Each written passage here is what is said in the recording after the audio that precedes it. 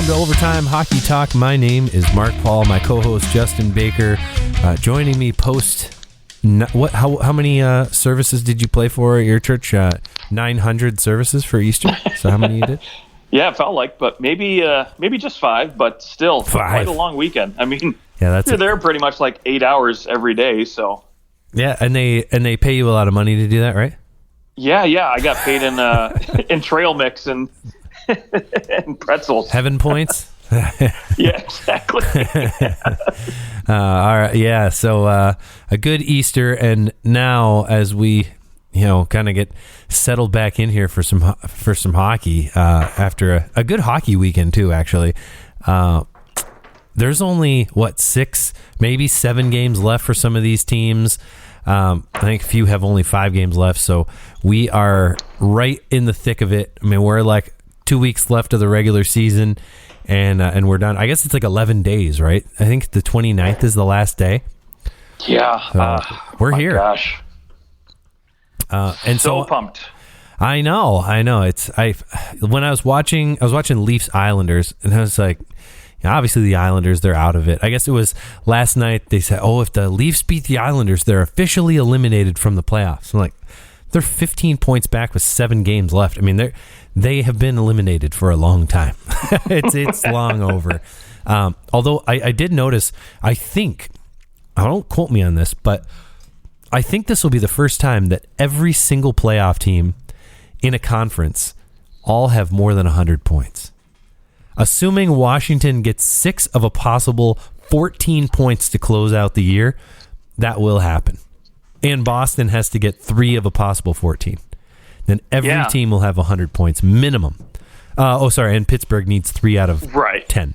That's still crazy, though, to think about it, right? And, I mean, gosh, you could... I remember a few years back, you could literally just look at it and be like, okay, cool. If you get 86 points, you're in, no problem. Right. Yeah. I mean, now it's like 96 is kind of that.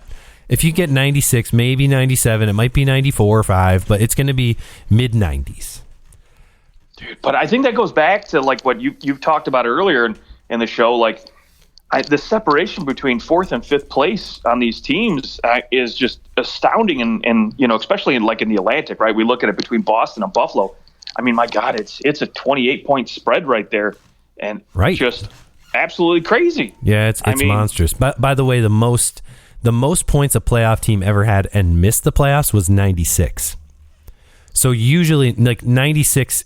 If you get 96 points, other than 3 times in history, you are going to make the playoffs. That happened to 14-15 Bruins, 17-18 Panthers, and 18-19 Canadians. But in general, 96 points is good enough to get you in the playoffs. This year, you're going to need 103. I was going to say, with the way Vegas and LA are, Nashville, Dallas, that whole race in the West, my goodness, that's you might need 96 points just to squeak in a second wild card spot. I mean, I guess technically you only need right now 80 points to get into the playoffs in the East, because that's one ahead of the Islanders. Pretty crazy. It just shows. We've talked about it a couple weeks ago that the disparity between playoffs and non-playoffs has grown significantly. I think a lot due to kind of the landscape that COVID and all the shutdowns brought, where some of these bad teams, they were just like, well, no point in spending money. See ya. And and it just and maybe a little bit of it has to do with Seattle, the expansion team coming in. They weren't very good. That certainly you add in an extra team that's losing far more often than they're winning. That's going to tack on some extra points other places. And frankly, it does.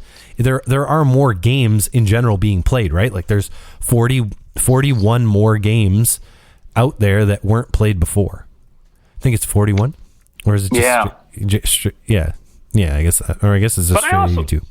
Yeah, I also think it does have a lot to do with the fact that teams that are rebuilding are sort of embracing it now, right? They're just, I mean, when you look at the Buffaloes, Detroit, Ottawa, right? Those teams in the East that are really they're making strides, but they're not going out. They're not spending crazy amount of money to get themselves over the hump. They're going to take it slow, build their teams through prospects and draft picks, and and fewer and fewer teams are going, you know what, we could keep this together and keep our team going in the play. Because now it's like, well, there's almost no point in taking the risk, because so many teams were losing a lot of money during COVID, so they're like, well, we can recoup by not paying players.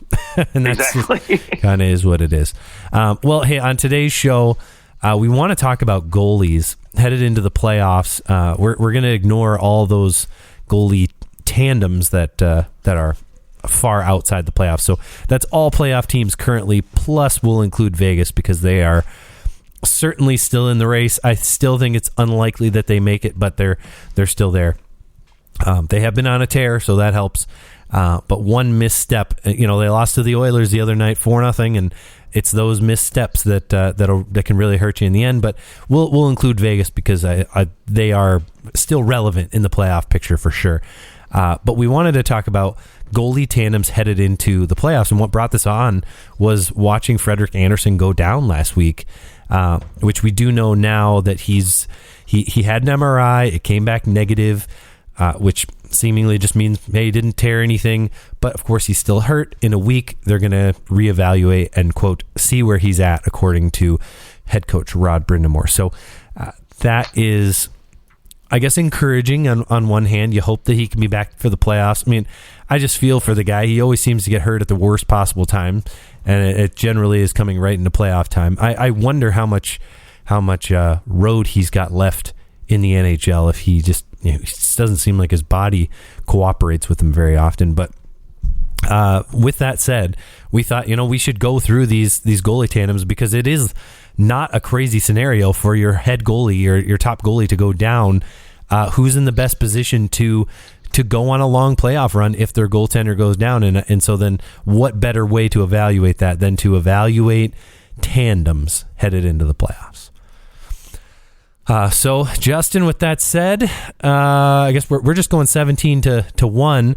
And just so you know, we are including goalies that are hurt like an Andersen, but not goalies that are maybe out for the season. So any goaltender that isn't going to play the rest of the year, which I believe Dallas is the only one with a goalie kind of out for the year. Is Braden Holtby, is he still kind of being said and he's done for the year?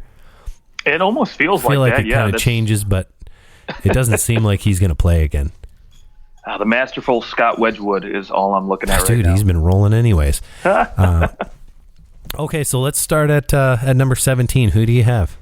Yeah, the pitiful Washington Capitals, and I say pitiful. Yes. Their offense is clicking right now, but this goaltending is just quite pitiful. I could pick apart this one for days, but to be quite honest, I mean, listen, there's a reason why you and I talked about it at the deadline, how they needed to go pick up a goaltender. Marc-Andre Fleury's name was floated around, but obviously he doesn't want to go there for good reason. And their best goalie, Vanacek, a .909 save percentage right now through 39 games. They've basically been virtually split down the middle, and no one seems to want to take the starter's role. Yeah, and some of it I think is also they do have a rather porous team defense. I think they were able to get away with it for a long time because their high-end players were so high-end, and they still are in a goal-scoring capacity, but Sure. They don't quite have those defensive juggernauts and the speed. It's the speed, like the overall team speed that maybe some other teams do. I mean, just watching them play the Leafs, it was like they had no answer for the Leafs' speed. And I think as long as Washington is going up against another team with a lot of speed, which frankly is probably every other team in the Eastern Conference, maybe barring like maybe the Rangers, maybe Pittsburgh, you could say are a little bit slower, but that's not who they're going to take on in the first round. Florida or Carolina, whichever one it ends up being. I mean, I don't think that they're going to match up well because of that. But that's why I think even though their goalies to me they're not great anyways, but their goalies are worsened by the speed in front of them. Yep. I have them at number 17 as well. Beautiful. Absolutely at the bottom of the barrel there. Who do you have at 16? Yeah, at 16, I got two goaltenders with basically the same stats as the Washington Capitals, right? And that's the LA Kings, Jonathan Quick and Peterson. Again, same situation, almost splitting time evenly, 42 and 36 games played. Quick leading the way with a .907 save percentage. But to me, the difference and why I give them a slight nudge over Washington is obviously the pedigree with Jonathan Quick. having won those Stanley Cups, and he can, essentially, obviously not the same guy he once was, but, maybe he finds a little bit of that little playoff magic if they happen to squeak in and not, fall to Vegas here, catching up on their heels right now. So, and then, when you mentioned too, you talk about speed in front of them. Yes, they do have a much better or a more speedy offense in front of them. And, maybe Drew Doughty comes back for the playoffs. I'm not really sure what his injury situation is like. I haven't recently looked at it, but doesn't look like it. Right. Right. But they've had some guys step in that have filled the shoes pretty well. And I think they play a much better team defensive structure under Todd McClellan. So for me at number 16, it's the LA Kings. Okay, at number 16 for me. So the Kings are 15, so we're not far off there. Okay.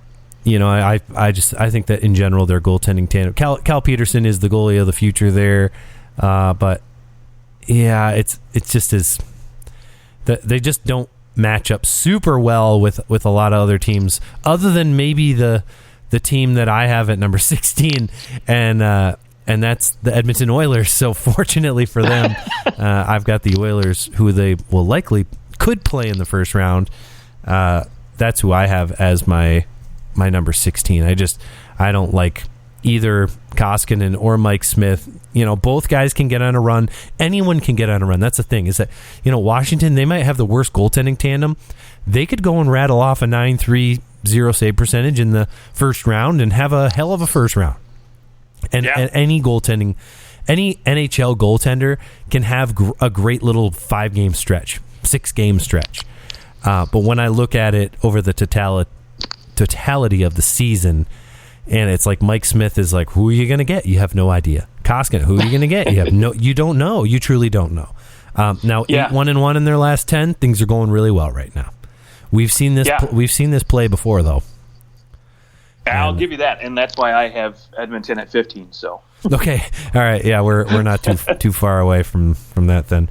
I have. So like I said, I had L.A.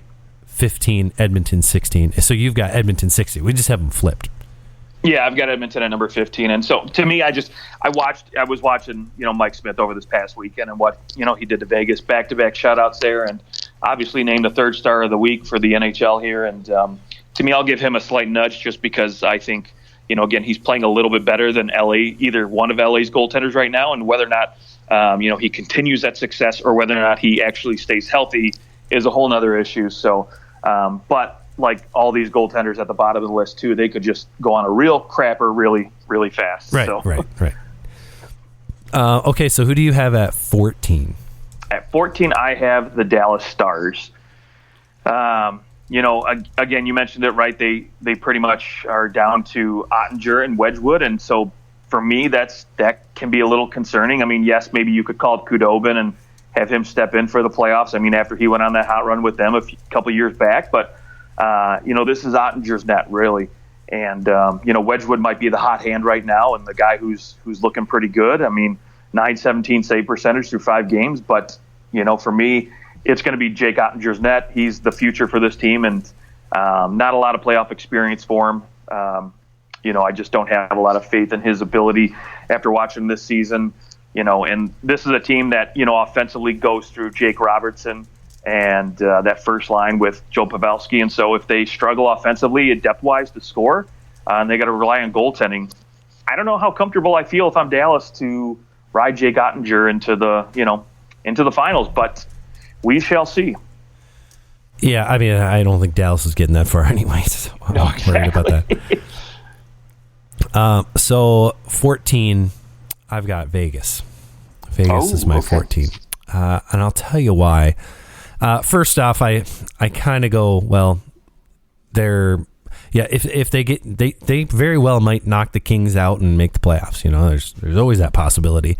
But Robin Lehner, he's played okay this year. Hasn't been great.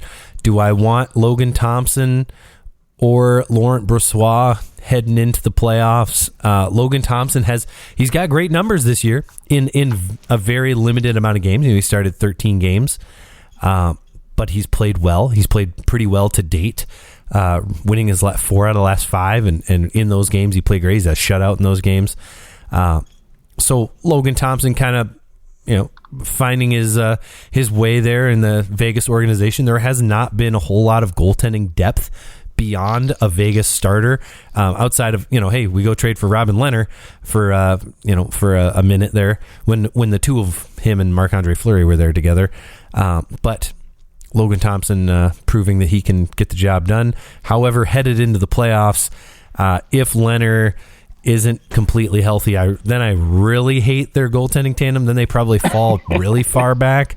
But as long as Lehner's healthy, then things should be okay. Which he's been healthy in April here, so things should be okay. But I worry about them. I have them so low. I just don't like how Lehner's playing, and the rest of it is a giant question mark. So that's why I have them a lot lower.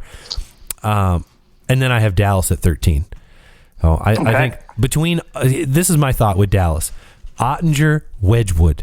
Before this year, neither one were looking like world beaters. Now both of them kind of looking like, wow, this is a great duo, great tandem.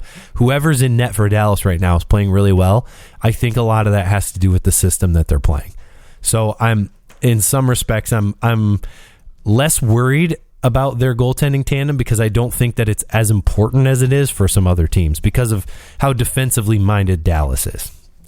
Sure. No, I get that, right? And obviously team defense plays a big part of it. I mean, you look at a team like Calgary and maybe chalk up some extra numbers to Markstrom just for that. Yeah. But at the same time, maybe, he's really stealing the show. So for me at 13, I don't have Vegas, and I'm not flip-flopping with you again with this one, but I have your hometown team, the Toronto Maple Leafs, at 13. Oh, ouch. Yeah, not to rain on your parade or anything, but when I look at goaltenders who have played 5 or more games throughout the totality of the year, right, and I look at goals saved above expected, Jack Campbell's at a negative 4.1. And isn't it crazy that he was a positive and was in like the Vezina Trophy, and now it's come down. That's how badly he's played. How badly he played in like January, February, and even into March. Yes, Peter Mrazek at a negative 11.6. Now, again, I'm kind of throwing Cauldron out the window right here in a limited sample size. Because to me, he's not a guy who's going to go into the playoffs as your starter, anyways, barring injury, of course. Assuming it's Mrazek and Campbell and net come the playoff time. Again, Mrazek's a guy who, watched in Carolina and watched a little bit in Detroit, and I think he is capable of still being a very good goaltender in the playoffs. And Jack Campbell can be that too. They've shown definitely in stretches, Jack Campbell a lot more than Peter Mrazek, obviously, this year. But, they've shown that they can really go out and steal some games. And so, I think for a Toronto team, if you get above average goaltending with Jack Campbell, you're in okay shape because this team can really dig in and score some goals. I feel like, especially with that forward group there, I would feel okay with Jack Campbell and net. But to me, I look at the teams ahead of them and I say, okay, would I want their number one above Toronto's number one? And my answer for all these teams ahead of them on the list would be yes at this point. So okay, that's fair. That is a good way to evaluate it. I have them a little bit higher, but not okay. Terribly higher. Sorry, so the Leafs were 13 for you? Yep. Was that 13? Okay. Who do you have at 12? So at 12, I got the Pittsburgh Penguins. Wow, we've got a big difference there with the Penguins, to be honest. Yeah. So for me lately, I mean, Tristan Jarry, right? He's injured right now. He'll obviously be back at some point here. And so right now it's Casey DeSmith's net. But Casey DeSmith as a backup, I'm just not a huge fan of his. I don't think he's a very good goaltender. He's a little below average in my opinion. Like you talked about Vegas earlier, I would take Logan Thomas all day over Casey DeSmith at this point. Now, again, Logan Thomas's sample size is a lot smaller than Casey DeSmith's, but Tristan Jarry to me is a guy who lately has not been very good. He started out the season very hot, really good, but he's been cold as of late. And then when you look at his playoff numbers, they're just atrocious. Well, because he has one playoff series and he played very badly. Yes. So, again, if you get the Tristan Jarry that started the year off very good, right, you're in good shape for the Pittsburgh Penguins. But for me, if I have to look at the season as a whole, maybe I'm a little bit more hesitant. I mean, I love looking at the advanced stats, and his goals saved above expected are number 11 in the league at 12.8. And so, again, good numbers, right? But again, I think, his start to the season had a lot to do with that, because we heard his name thrown around a lot for Vezina to start the season. And obviously he hasn't played great of late. And so maybe when he comes back, if he's 100% healthy, I don't know what Tristan Jarry we're going to get. So to me, as a Penguins fan, that would worry me a little bit. Okay. Yeah, I've got Boston actually at number 12. Ooh, okay. Yeah, my reason being, first off, you're walking in with a couple of guys with very little playoff experience, or, as some would like to say, none. Jeremy Swayman has kind of been jerked around a little bit, of course, with the Tuukka Rask stuff, and Linus Ullmark was signed to that big deal. It's not that I don't dislike their tandem. Just thinking about the playoffs, I am less worried about Jack Campbell come playoff time than I would be Jeremy Swayman. Oh, okay.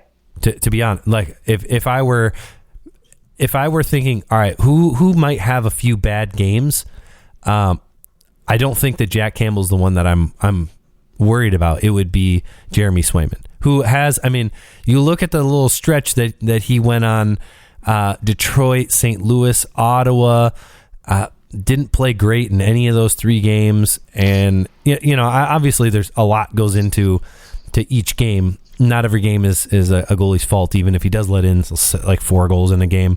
But I just you don't know what you're going to get from a guy who's never played in the playoffs. And I think that's an important factor when considering, all right, how comfortable am I with this tandem? Well, you look at the Leafs. Let's say Mrazek is healthy. They've got 2 goalies who have played in playoff series before. So you've already got that experience, and Mrazek has won playoff series before. So that just helps towards a whole team mindset, I think. And so when you have 2 goalies, Ullmark coming from the Sabres, he definitely was never in the playoffs, and Jeremy Swayman, it's just an unknown. So I think that's a factor that has played into my list here, where I've got Dallas. There's a couple of goalies who have not really sniffed the playoffs. So it's certainly a concern, which is also why I have the Colorado Avalanche at number 11, because I do get concerned with, hey, they put so much into Philip Grubauer. Grubauer had the ups and the downs in the playoffs, and then he leaves. Well, now you're going with, I'm assuming, Darcy Kemper come playoff time, and Darcy Kemper hasn't had a whole lot of sniff at the playoffs, right? He's been to the playoffs. Really, he went on one run with Arizona in 1920, and other than that, 2019-20, he had one other series where he was the goaltender the whole time with Minnesota in 13-14, but beyond him, I'm very concerned. If he goes down, he's an older goaltender. It could pose an issue, and he's had some injury stuff in the past. So, and it has taken him a while to really get feeling good here with the Colorado Avalanche. So, I, for whatever reason, just don't love Colorado's goaltending. So I have them at number 11. Okay. Yeah. I get it. Sometimes you just gotta, right? It's an eye test. It's just a gut feeling, right? So you just got to go with your gut. Yep. Now, do I think that that's going to stop them? No. Right. They're too good. They're too good. It's not going to stop them early on. Okay. Well, at number 12 for me was Pittsburgh. At 11, I have the Vegas Knights. Again, I like Robin Leonard's game when he's healthy. That's the problem, right? Just being healthy. So when you look at the advanced statistics on him, he's doing a good job, sitting at number 16, 6 goals, saved above expected. So if you get Robin Leonard 100% healthy, I still think he's capable, and especially the type of forward group he has in front of him now. I'm anxious to see what they can do. Healthy again too in the playoffs. Yeah, Vegas is far more concerned about the log jam with the cap than you are with anything else. So if they make the playoffs, goaltending is one of the least of your concern because of all these new guys coming back. Who did you have at 10? At 10, I've got a team you talked about, the Boston Bruins. Okay, yeah. Again, I've seen some other lists out there, or some other people that have put this tandem a little bit higher. But for me, again, I kind of go back to you when you mentioned their lack of playoff experience. But again, I think there's great leadership in this dressing room, between Bergeron and Marchand. I think there's little to worry about. I think regardless who's in net there, I think they'll be okay. Now, again, do I have a ton of confidence in this, this tandem to go ahead and steal a series? No, but I think they'll play good enough to get them, I don't think their goaltending is necessarily what's going to cause them to lose a series. It's just that they're going to be the team that they're going to play in the first round, likely the Carolina Hurricanes, maybe the Leafs. But I think no matter who they play in the first round, that team has far more offensive depth. And that is probably what's going to hurt the Bruins. I think the Bruins going into next year, if they can get Bergeron back for another year and they can kind of tinker around with things, I think you might see a better team one last shot at it. But this year, I just don't think that they have the depth, which is probably exactly what they want. Everyone to write them off, and then that's when they'll do something crazy. Yep. At number 10, I have the Leafs. We've talked a lot about the Leafs. They've got enough playoff experience to where I bump them a little bit, and I look at how Campbell played earlier in the year. If he can bottle some of that up, they'll be in much, much better shape. At number, I'll go 9, 8, 7. I've got the Carolina Hurricanes at 9, the Nashville Predators at 8, and I actually have the Pittsburgh Penguins at 7. I'll tell you why I have the Penguins ahead.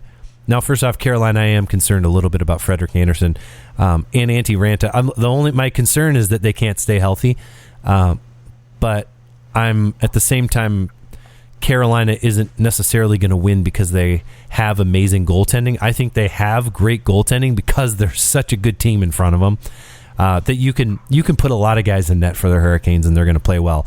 I.e., you look at Nedeljkovic and Frederik Andersen, Antti Ranta, Peter Mrazek, like all these guys that have come through here in the last 24 months who have played spectacular for the Carolina Hurricanes. It's not because of their goaltending. It's because the team is fantastic in front of them.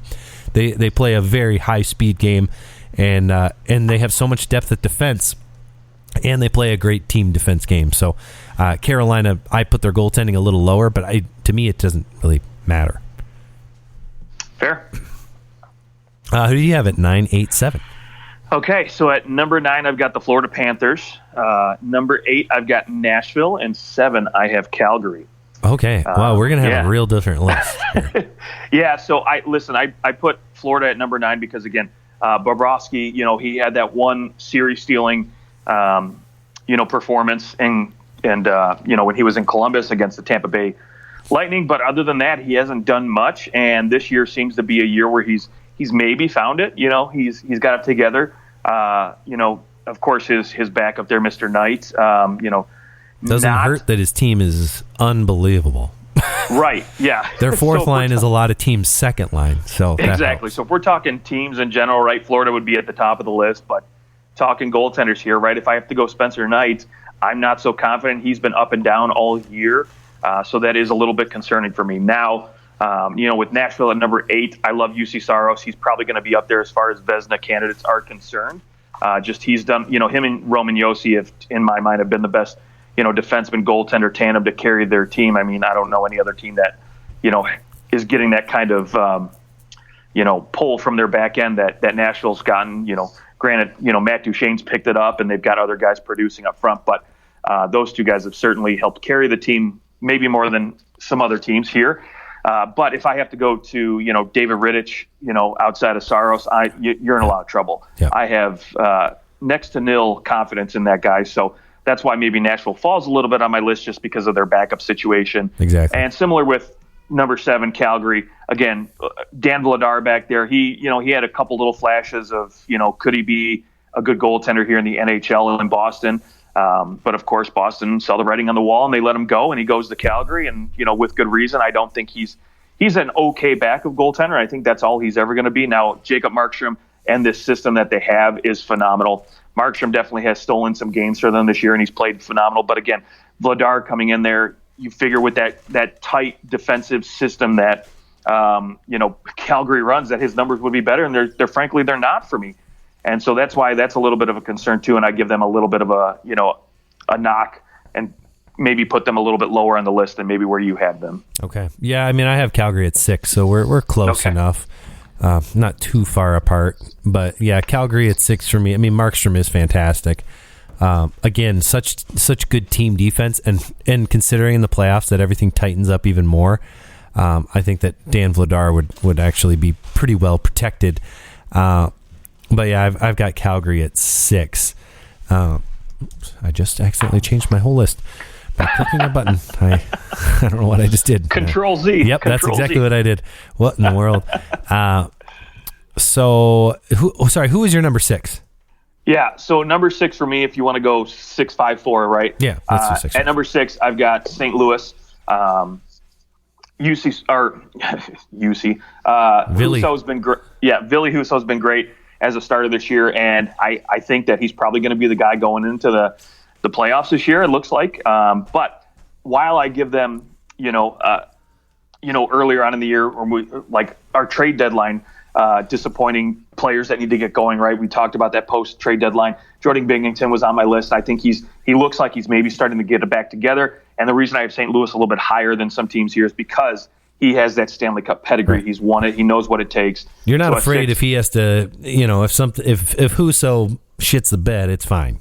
Exactly. You've got someone else in there. You can come in with this guy, and you do not worry at all. Right. At number 5, I've got Colorado, just because of the reasons you mentioned earlier. Not a ton of playoff experience. Darcy Kemper, is he going to stay healthy? But if he does stay healthy, I think he is a phenomenal goaltender, and can certainly handle, what Colorado's going to go through to make a deep run here. And then at number 4, I've got Carolina. So for me, again, Freddie Anderson's health is a concern, but they've got one of the better backups in the league if you're looking at a tandem 1A, 1B situation. Either one of those guys are great when healthy, but again, that's the key, when healthy. Yeah, of course. Yeah, I have St. Louis at 5, so we're right there with each other, and I've got the New York Rangers at 4. Okay. Now we're just kind of we're moving into elite company, anyways. Really, you could probably swap all of my top 4 around, and I would have no issue with it.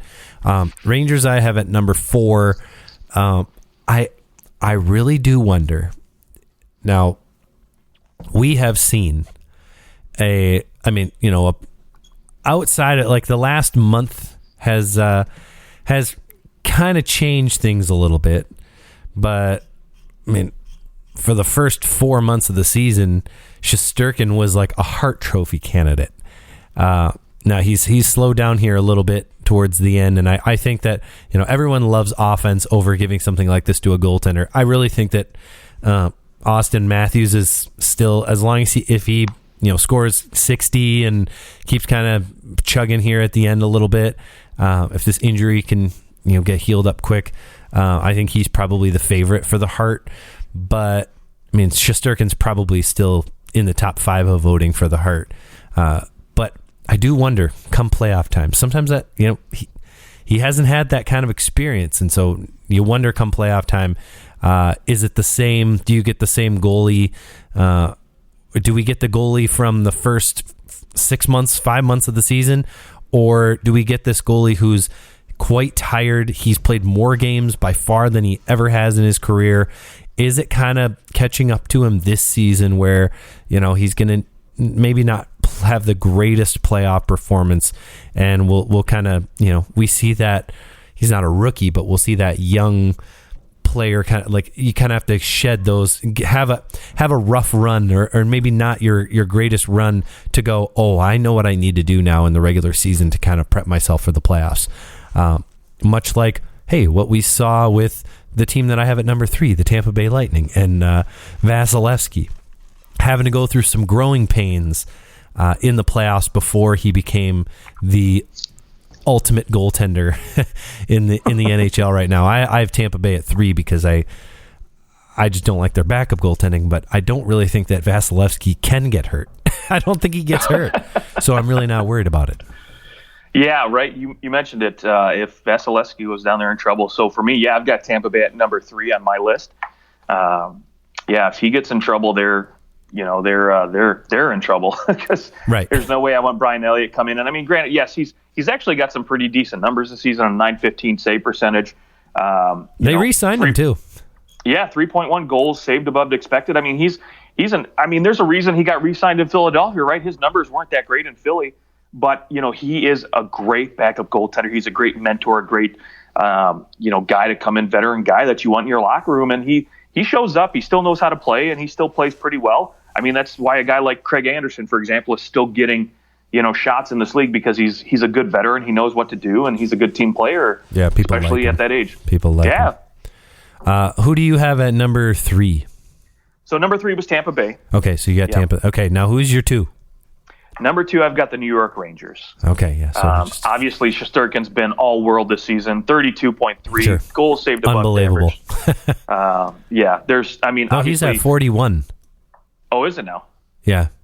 Shesterkin's at 41.89 goals saved above average. Money Puck has failed me. I'm just looking at Hockey Reference, so maybe they use a different formula or something like that. Yeah, maybe. But regardless, he's still number 1 on everybody's list for a reason. Yeah, exactly. Yeah. So he's the guy, right? And I think right now, if I had to pick one guy to go into a playoff series with, that would be the guy I think that I would most expect to steal a series, right? If I needed one guy to steal me a series, he would be the guy I think I would go to right now at this point in the season. Now, again, if taking in, previous experience, stuff like that, then I might go to somebody else, but especially maybe the guy at number 1 here. But for me, New York's number 2. There are very few goaltenders who have a coming out party and then go right into the playoffs and just keep on rolling. It doesn't happen. Now, it did happen to Jordan Binnington, so it's not entirely out of the realm of possibility. But in my mind, usually come playoff time, that's when all of a sudden everyone's keying in on every little thing, and you kind of can start to point out a little bit of weaknesses, and we'll see what happens in the playoffs. I mean, I don't think that he's going to be the reason they lose any series if they lose. No, I think it's great that he hasn't played 60 or 70 games like every other goaltender. Yeah, probably the one reason he's not going to get, probably going to get the Hart Trophy. But, again, I think right now this is his coming out party. And I think next year, again, we're going to see the year of the Russians next year with Sorokin, being the goaltender, in my opinion, that's going to have the breakout season next year. Yeah, we'll see how that comes into play come playoff. It'll be interesting to watch which goalies who have played more games, who it has an effect on, because hey, like a Jack Campbell, even a Bobrovsky who's played less than 50 games thus far. I mean, you've got some big names. Swayman's only played 37. Does that actually help him come playoff time? There's Jack Campbell's only played in 46. There maybe Saros, who's played in 64, Markstrom played in 60, Jari's played in 58. He'll be probably over 60 by the end of the year. I wonder how much that will play a factor. So that's a good thing to keep an eye on. I've got Florida at 2, and my number 1, I think we're the same. Minnesota. We're the same. Yeah, Minnesota. Did not plan that. Yeah, Florida number 1 or number 2. Sorry, I love what the potential of Bobrovsky here, and the team in front of him is just spectacular. So they've won 10 in a row. That's they're almost a plus 100 goals for the season. Somehow they just keep on destroying everyone they play. It's crazy because, I mean, you look at Toronto, right? They've gone 8-1-1 in their last 10, but they just can't make up any ground on Florida. Because they're playing so good. It's insane. I mean, Florida has scored almost 100 goals more than the Boston Bruins. Dude, same with Colorado and only let in 15 more. Right. I mean, Colorado, St. Louis, both on 9-game winners right now, and they just can't make up any ground on each other. But Minnesota, number 1. I mean, Marc-Andre Fleury, what can I say after that trade? I mean, it just bumped him right up there. And of course. Yeah, and Cam Talbot has just been playing out. He was playing really well, and then they traded for a better goalie, and now he still might be the number 1. He's played that well. This could be an actual situation where a team might legitimately go in and just rotate goalies in the playoffs and see what happens. Yeah. Why not? You've done it all year. Why change? There's no rule book that says you can't. That would be pretty cool. It would be, yeah. We talked about guys playing a lot, maybe fatigue setting in. This could be a situation where the coach is like, nope, I don't want to worry about fatigue. Let's rotate.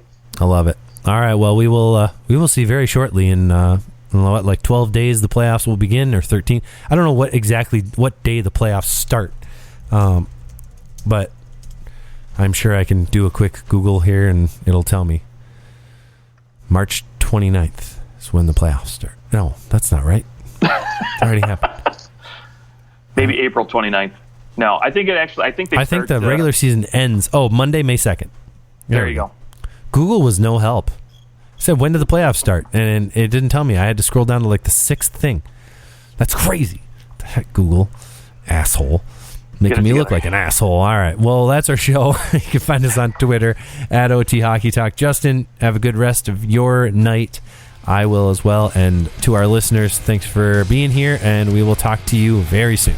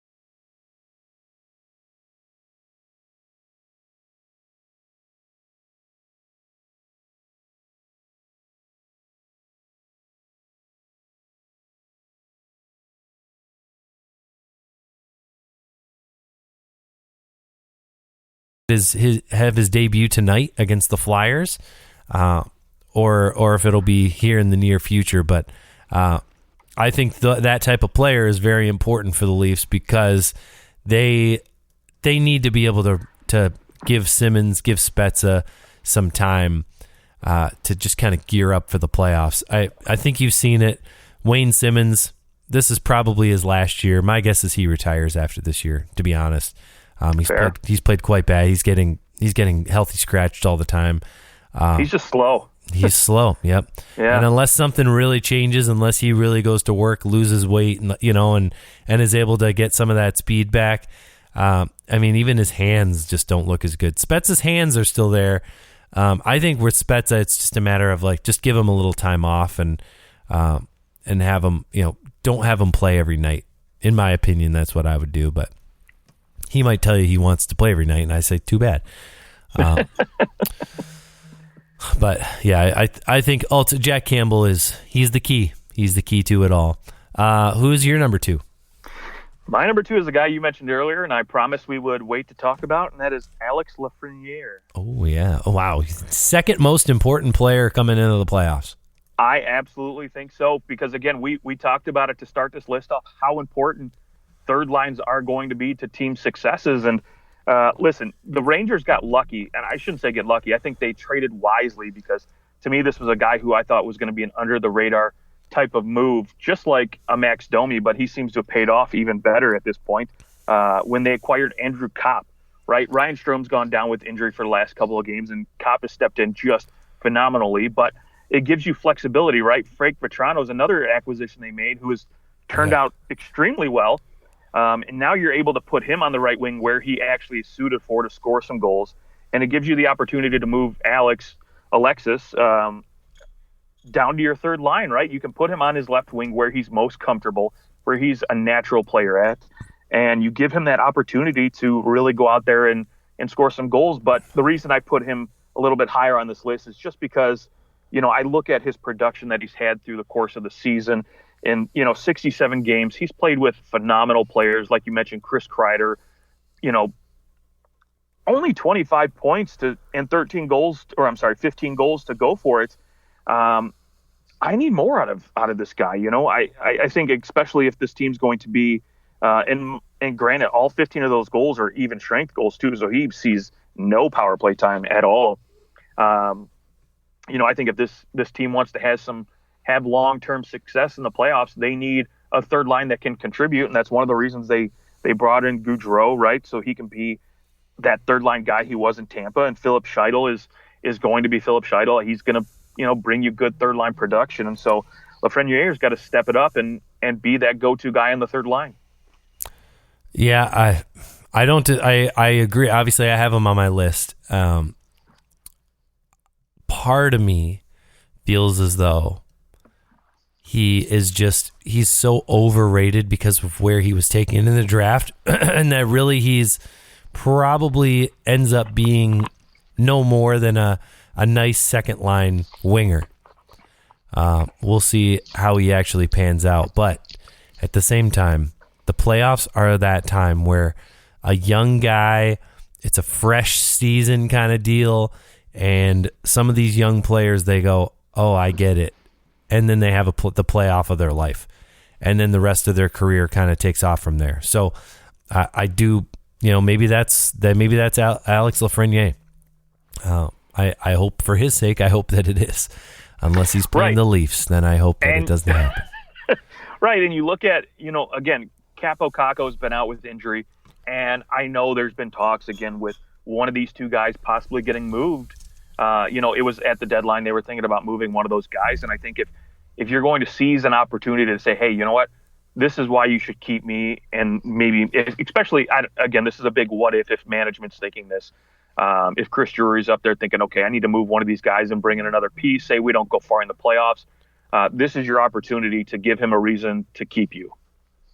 Yep, 100%. Okay, on to the number 1. Who do you have? So I've got a tandem, and you've already talked about them, but for me, I don't think there's any other tandem that's going to equate. Yeah, the Edmonton Oilers goaltending is going to be so listen, they've just got to be better, right? If Edmonton wants to go deep, especially if you end up in a series where you face another Winnipeg that shuts down McDavid and Draisaitl, right? I mean, Evander Kane was brought in to help kind of alleviate that, so you don't have to pair those two superstars together, and you hope to spread out the offense. But if for some reason offensively they get stymied and they just can't produce, you've got to have good goaltending back there, right? The goaltending's got to bail you out. And right now, I would not look back at that goaltending and say, okay, they're capable of bailing them out. Right. And what I'll say is that while your number one tandem, you're asking them kind of to do something that either they have never done or, in Mike Smith's case, has not really done in a long time. Right. So it's almost like it's like grasping at straws for the Oilers, right? Like, and I think a lot of people recognize that hey, you can tell these guys to step it up all you want, but they're incapable. It's just some people, you can try as hard as you want, and Nick Foligno is not going to be Connor McDavid, just like the Oilers goaltending is not going to be good. Like, I'm sorry, that's just. I don't see it happen. Now, does it mean that they can't be good for a game? No. They'll have like nice little flashes in the pan, and maybe that's enough to get them through the first round. Beating an LA. Do I think they have what it takes to beat LA? Yeah, probably. Can they beat Calgary in their present situation? No. I mean, Calgary's goaltending, their defense, their depth far exceeds anything the Oilers have. The only thing the Oilers have is McDavid and Draisaitl. Let's face it, that's it. And Evander Kane helps, but everything else has just kind of been what it is. It isn't much different than what we've seen in the past. My number one is a little more like you've done it before, and we've seen it this season, but we need to see it from a huge, crazy extent. You need to go on your hottest run you've ever had, and that's Connor Hellebuyck. If the Winnipeg Jets are going to make the playoffs, Connor Hellebuyck, who, frankly, I mean, he's playing really well. He's won 4 of his last 5 games, and granted, 2 of those games, 2 of those 5, one of the win, the one loss, he allowed 4 goals, but he got a shutout and allowed 1 and 2 goals in the other ones. He's been playing well the last 5 games. And he's won 7 of 9. So it's not as if 6 of 9. So, or 6 of 8. Oh my gosh. It's there. Connor Hellebuyck has it in him. And if the Winnipeg Jets are to make the playoffs, I mean, there's no other team that has a player like Connor Hellebuyck who you could say, honest to God, that guy could, these last 13 games of the season, they could win 11 of them because of Connor Hellebuyck. It's a stretch, sure, but if they are going to make the playoffs, he is the most important player in the league right now for any team to make the playoffs, especially with where they sit on the outside looking in. They've got 1 game in hand on Vegas, and Dallas has 3 games in hand on them. They're 4 points back. Like, there's the math is against them. But I think if they were to win 10 of their last 13 games, that would put them at 96 points. 96, is that enough to get them in? I don't know. That might, and we might be seeing in the West 100 points is what you need to get into the playoffs. Ooh. Or pretty close, maybe 98. But anyways, 10 wins out of their last 13 games would put them at 96 points, which in general has gotten you into the playoffs. Can Connor Hellebuyck help this team go 10-3 in their last 13 games? He'd be the one that has to do it. Yeah, the one thing I will say for Winnipeg, right, and maybe why I didn't put Connor Hellebuyck or anybody really from Winnipeg on my list, is the fact that I think as a team collectively, everybody needs to play at their best, right? Because they are so far out of the playoffs right now in terms of, remaining games and the points there. They're behind Dallas and Vegas right now. Sure. They really need everybody to play at their most elite levels that they've had, right? I mean, if there's any time to be in playoff mode, it is right now, right? You want guys stepping up. You want your Scheifele's, your Blake Wheelers. You want those guys playing at a point per game production. And you need Hollebuck stepping up with like 925 save percentages every single night at least. So I'm thinking like 9.4, 9.5. It might be needed, right? Because again, the hole they've dug themselves into early in the season, and lately it looks like these guys have been kind of doing that. They've been stepping up, and where you kind of hope they would have been at the beginning of the year. And look, to me, I don't disagree with you. I think that's a well-chosen number one and a guy that I won't argue with on anybody's list. But he's your boy.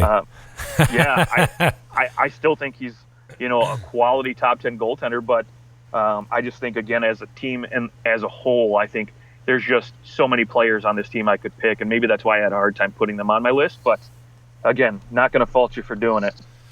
Well, thank you. All right. Well, that's our, top 10 players that need to pick it up. There you go. We will be back soon. You can find us on Twitter at OT Hockey Talk. Until then, Justin, have a good rest of your weekend, and to our listeners, enjoy all the hockey. We'll talk to you later.